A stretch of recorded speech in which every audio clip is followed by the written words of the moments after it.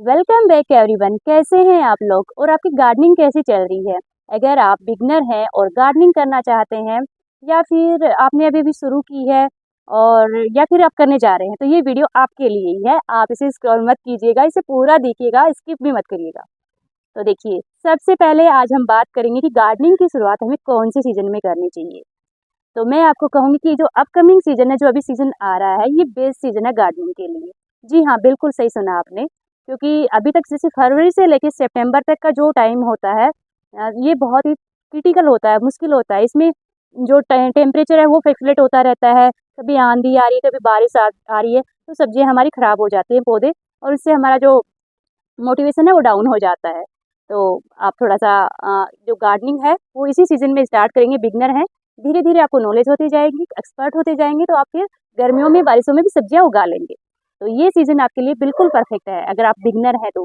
और अगर आप पहले से भी कर रहे हैं और आपको कम सक्सेस मिल रही है, आप थोड़ा सा निराश हो गए हैं कि अब हम नहीं उगाएंगे, तो नहीं, प्लीज़ आप उगाइए।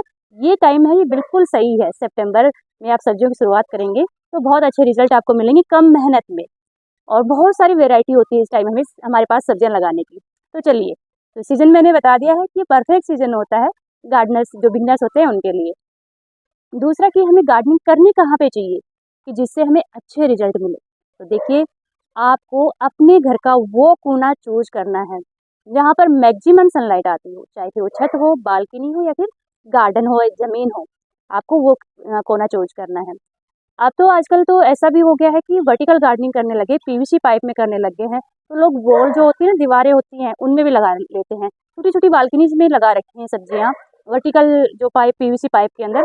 तो वो भी आप आइडिया ले सकते हैं। यूट्यूब पे आपको, गूगल पे खूब आइडिया मिल जाएंगे, उसमें वीडियो सर्च करेंगे तो वो भी मिल जाएंगे। तो वो भी अच्छा आइडिया है। जो शौकीन है, करना चाहते हैं, कुछ हेल्दी खाना चाहते हैं, तो उनके लिए बहुत बढ़िया है। और देखिए, आज नहीं तो कल हमें ऑर्गेनिक पर आना ही पड़ेगा, और इसे आप अपने लाइफ का हिस्सा बना लीजिए। इसे कोई शौकिया तौर पर मत कीजिए, हिस्सा बनाइए इसे अपने लाइफस्टाइल का, और फिर चेंजेस देखिए देखिए आने वाले 1-2 साल में। तो धूप हो गई है, धूप बहुत ज़्यादा ज़रूरी है। सबसे मेन चीज़ है धूप पौधे के लिए, क्योंकि धूप की वजह से ही पौधा फोटोसिंथेसिस कर पाता है, और उसकी वजह से पौधे का खाना बनता है। जब पौधा खाना ही नहीं बना पाएगा तो फ्रूट कहाँ से देगा। और जितने भी प्लांट्स हैं जिन पे फ्रूट लगते हैं, चाहे वो सब्जी वाले हों, चाहे वो फल वाले हों, उनको धूप चाहिए चाहिए, कम से कम 6 घंटे की धूप चाहिए। हाँ, लीफी वेजिटेबल आप कम सनलाइट आ रही है, 2 घंटे की आ रही है, 1.5 घंटे की आ रही है, 3 घंटे की आ रही है, वहाँ पे भी चल जाएंगी। लेकिन हाँ, जहाँ जिस पौधे के फ्रूट लग रहे हैं उसको कम से कम 6 घंटे की धूप चाहिए। तो ये चीज़ आप ज़रूर ध्यान में रखें। कोई भी सब्जी लगा रहे हैं उससे पहले आप धूप का ज़रूर ध्यान रखें। अब बाकी की बातें करेंगे हम अपने गार्डन का व्यू लेते लेते। अब सीज़न की बातें हो गई हैं, धूप के बाद जगह की बातें हो गई हैं, अब आते हैं हम कंटेनर्स पे। जी हाँ, कंटेनर बहुत ही इम्पोर्टेंट रोल प्ले करते हैं हमारी गार्डनिंग में। कि देखिए, अगर कंटेनर छोटा होगा तो सब्जियां हमारी अच्छे से नहीं लगेंगी। तो आप इन्वेस्ट करना चाहते हैं ग्रो बैग्स पे या फिर गमलों पे, किसी भी चीज़ पे, तो मैं आपको सजेस्ट करूँगी कि बड़े साइज़ के ग्रो बैग्स लीजिए, बड़े साइज़ के कंटेनर्स लीजिए, और गमलों की बजाय आप ग्रो बैग्स ही लीजिए, क्योंकि एक तो लाइट वेट होते हैं, ड्यूरेबल भी होते हैं, और इनकी साइज और अच्छी होती है, तो सब्जियां बहुत अच्छी मिलती हैं। तो मैं आपको सजेस्ट करूँगी कि आप ये वाले जो ग्रो बैग्स हैं, ये हैं 24x12, 24 इंच इनकी चौड़ाई है और 12 इंच इनकी गहराई है। तो ये परफेक्ट होते हैं। इनमें आप कुछ भी लगा सकते हैं, बेले भी लगा सकते हैं, कोई भी सब्जी लगा सकते हैं, कोई भी XYZ कोई भी सब्जी आप लगा सकते हैं। और जैसे कि 12x12 का ग्रो बैग आप लेते हैं तो भिंडी का उसमें एक पौधा लगेगा, और इसमें देखिए 5 पौधे लगे हुए हैं। इस ग्रो बैग में 5 पौधे लगे हुए हैं और सब में भिंडी आ रखी है। आप देख सकते हैं कितनी अच्छी भिंडी आ रही है। तो ग्रो बैग या कंटेनर की साइज़ बहुत ज़्यादा मैटर करती है। अच्छी साइज़ का होगा तो अच्छे रिजल्ट हमें मिलेंगे, क्योंकि उसको थोड़ा स्पेस मिल जाएगा रूट्स की ग्रोथ करने के लिए, और अच्छा रिजल्ट मिलेगा। आप मेरे गार्डन में देखेंगे कि सारे ग्रो बैग्स बड़े बड़े हैं। जैसे देख सकते हैं इधर, ये भी सेम साइज़ के हैं, और ये देखिए कितनी बड़ी साइज़ का, जिसमें कॉर्न लगे हुए हैं। और यहाँ से मैं बहुत सारे कॉर्न हार्वेस्ट कर चुकी हूँ, और अब ये एंडिंग पे है। बस 2-5 दिन में मैं इन सबको तोड़ने वाली हूँ, हार्वेस्ट करके इनको हटाने वाली हूँ। तो देख सकते हैं ये भी कितना बड़ा सारा ग्रो बैग है। और इधर भी ये टंकी है पानी की, 1000 लीटर वाली पानी की टंकी। इसमें एक चीकू का पेड़ लगा हुआ और बाकी कॉर्न लगे हुए हैं। तो बिल्कुल खेतों वाले रिजल्ट मिलेंगे अगर आप बड़े साइज़ के ग्रो बैग्स रखेंगे तो। एक दूसरा ऑप्शन हमारे पास ऐसे थर्माकोल बॉक्स भी हैं। ये अगर आप कहीं से ले सकते हैं तो फिश मार्केट से मिल जाते हैं, और जहाँ पे मेडिकल जो होता है ना, दवाइयाँ होती हैं, दवाइयों के जो काम करते हैं उनसे भी ईजिली मिल जाते हैं, मेरे को वहीं से मिले थे। तो इनमें भी बहुत अच्छे रिजल्ट मिलते हैं, आप ये भी ले सकते हैं। इसमें जैसे मान ली इतनी बड़ी गहराई का थर्माकोल बॉक्स है, इसमें आप गाजर मूली भी लगा सकते हैं और कोई भी सब्जी लगा सकते हैं। बेलें नहीं लगेंगी इसमें, खीरा करेला तो लग जाएगा लेकिन लौकी तुरई ये नहीं लगेंगी, ये तो और बाकी कुछ भी लगा सकते हैं आप इसमें। लीफी वेजिटेबल्स अगर आप ओनली ग्रो करना चाहते हैं, आपके पास स्पेस नहीं है, बालकनी है या फिर आप शौकिया तौर पे करना चाहते हैं, तो उनके लिए ऐसे वाले ग्रो बैग्स सही रहते हैं। इनकी गहराई है 6 इंच और चौड़ाई है 24 इंच। तो इसमें आप लीफी वेजिटेबल्स आराम से लगा सकते हैं, जैसे पालक, धनिया, मेथी, प्याज, चुकंदर भी लग जाता है इसमें, मैंने लगाया है, और अपनी चौलाई लग जाती है।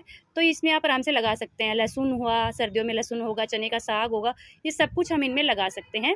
6 बाई 24 6 इंच इनकी गहराई है, 24 इंच इनकी चौड़ाई है। फिर आते हैं हम रेक्टेंगुलर शेप के ग्रो बैग्स में। जैसे आप देख पा रहे हैं कितना बड़ा ग्रो बैग है और इसमें बिल्कुल खेतों की तरह सब्जियां लगती हैं कि बहुत अच्छा हार्वेस्ट मिलता है, बहुत ही बढ़िया शानदार मिलता है। तो रेक्टेंगुलर वाले ग्रो बैग्स अगर इन फ्यूचर आप इन्वेस्ट करना चाहें तो आपके लिए बेस्ट ऑप्शन हो सकते हैं। एक बार इन्वेस्ट करना पड़ेगा, लेकिन हाँ, ये मैं गारंटी लेती हूँ कि इनमें रिजल्ट बहुत बढ़िया मिलते हैं। अगर आपके पास स्पेस है, आपका बजट है, तो आप रेक्टेंगुलर शेप के ग्रो बैग्स लीजिए या फिर आप लीजिए 12 बाई 24 वाले ग्रो बैग्स लीजिए। आप देख सकते हैं सारे ग्रो बैग्स की साइज़ बड़ी बड़ी है। कुछ ये ग्रीन वाला जो रखा है, ये न्यूली मैंने अभी लिया है, ये मैंने ऑनलाइन लिया था, इसकी 24 बाई 24 है। तो इसमें मैं कोई फ्रूट प्लांट लगाने वाली हूँ। और बाकी आप देख सकते हैं थर्माकोल बॉक्स हैं और ये 12 बाई 24 के ग्रो बैग्स हैं और इधर रेक्टेंगुलर शेप के हैं। जितने भी स्मॉल साइज़ के ग्रो बैग्स हैं सारे मैंने हटा दिए हैं, क्योंकि उनको मेंटेन करना मुश्किल हो जाता है। जैसे कि 12 पौधे लगा रहे हो आप, तो आपको 12 ग्रो बैग रखने पड़ेंगे और 12 जगह पानी डालना पड़ेगा, और उसकी जगह आप 3 ग्रो बैग ले लीजिए, 3 में ही पानी डालना पड़ेगा, 3 की ही केयर करनी पड़ेगी, खाद वाद जो कुछ भी देना, टाइम भी बचेगा और आपकी मेहनत भी बचेगी। तो आप बड़ी साइज़ के ग्रो बैग लीजिए। फिर बात आती है कि हम सीड्स कहाँ से लें, मिट्टी कहाँ से लें, खाद कहाँ से एट ऑल, तो सारी चीज़ें मैं बताने वाली हूँ। सीड अगर आपको लेने हैं तो मैं आपको सजेस्ट करूँगी आपके जो लोकल मार्केट है, लोकल जो शॉप है, नर्सरी है, जहाँ कहीं पे भी मिल रहे हैं, तो आप वहाँ से ले लीजिए। ऑनलाइन जो सीड हमें मिलते हैं वो थोड़े महंगे भी पड़ते हैं, और दूसरा वो हमें नहीं पता होता कि कौन से क्लाइमेट के अकॉर्डिंग है, कौन से क्लाइमेट में तैयार हुए हैं वो सीड। जैसे कि मैं जयपुर से हूँ, तो मेरे यहाँ के सीड से जो यहाँ के क्लाइमेट के अकॉर्डिंग सीड है वो मुझे यहीं पे मिलेंगे। अगर मान लीजिए मैं कहीं से बेंगलोर से या कर्नाटक से कहीं से ऑर्डर कर लूँगी तो वो सीड मेरे यहाँ पे नहीं चलेंगे। तो ये चीज़ आप ध्यान रखिए, और अच्छी क्वालिटी के सीड्स ले लीजिए। उनको बोले कि हाइब्रिड सीड्स दे दीजिए बढ़िया क्वालिटी के, तो बढ़िया सीड्स आपको मिल जाएंगे। मिट्टी के लिए आप मिट्टी ले सकते हैं कंस्ट्रक्शन साइट जहाँ पे होती है, जहाँ पे काम चल रहा होता है ना कंस्ट्रक्शन का, वहाँ से ले लीजिए मिट्टी आप। लेकिन उस मिट्टी में आपको मिलाना पड़ेगा बहुत सारा न्यूट्रिशन, बहुत सारा खाद आपको उसमें मिलाना पड़ेगा, क्योंकि वो मिट्टी नीचे की होती है, उसमें ह्यूमस बिल्कुल भी नहीं होता है, तो खाद उसमें खूब सारा मिलाने की ज़रूरत होती है। तो आप मिट्टी वहाँ से ले लीजिए। कोकोपीट आपको वहीं से लेनी है, लोकल शॉप से। कोकोपीट थोड़ा सा मिला दोगे तो मिट्टी भुरभुरी हो जाएगी। इसके लिए मैं अलग से वीडियो बनाऊंगी कि बिगिनर्स अपनी मिट्टी को कैसे तैयार करें। हाँ, लेकिन मैं आपको आइडिया दे सकती हूँ, क्योंकि तैयारियाँ तो पहले शुरू करनी पड़ेंगी। और कोकोपीट आप वहाँ से ले सकते हैं, सीड्स ले सकते हैं। खाद अगर आपको आपके आसपास कोई डेयरी है जहाँ पे गाय भैंसे रखते हैं तो वहाँ से ले लीजिए, या फिर आजकल पार्क वगैरह में भी कंपोस्ट बनाते हैं, जैसे लिव कंपोस्ट वगैरह, तो वो आप ले सकते हैं। और धीरे धीरे तो फिर आप किचन वेस्ट से या फिर अपने गार्डन वेस्ट से कंपोस्ट बनाना सीख जाएंगे, तो आपको ये प्रॉब्लम नहीं आएगी। खाद हो गया है, मिट्टी हो गई है और सीड्स हो गए हैं, और ये सारे ग्रो बैग्स भी हो गए हैं। सारी चीज़ें मैंने डिस्कस की हैं। इसके अलावा भी अगर आपके पास कोई डाउट है, कुछ भी है, तो आप प्लीज़ मेरे को कमेंट में पूछ सकते हैं। और जाते जाते मैं आपको झलक दिखा देती हूँ अपने इन कद्दुओं की। देखिए कैसे यहाँ पे जम के बैठा है, और एक देखिए ऊपर बैठा है, ऐसे बिल्कुल महाराज की तरह बैठा है, जैसे कहीं का राजा हो और हवा ले रहा है ऊपर ठंडी ठंडी। मिट्टी तैयार करते समय आपको बस इस बात का ध्यान रखना है कि मिट्टी को आपको भुरभुरा बनाना है, हल्का बनाना है, जिससे कि आप ग्रो बैग्स को इजीली उठा भी सको। और अगर मिट्टी बिल्कुल भुरभुरी रहेगी तो उसमें अच्छे रिजल्ट्स आपको मिलेंगे। मिलते हैं नेक्स्ट वीडियो में। नेक्स्ट वीडियो हम करेंगे मिट्टी के ऊपर ही, कि बिगनर्स मिट्टी कैसे तैयार करें। तो स्टे ट्यून, कीप वॉचिंग। मिलते हैं नेक्स्ट वीडियो में।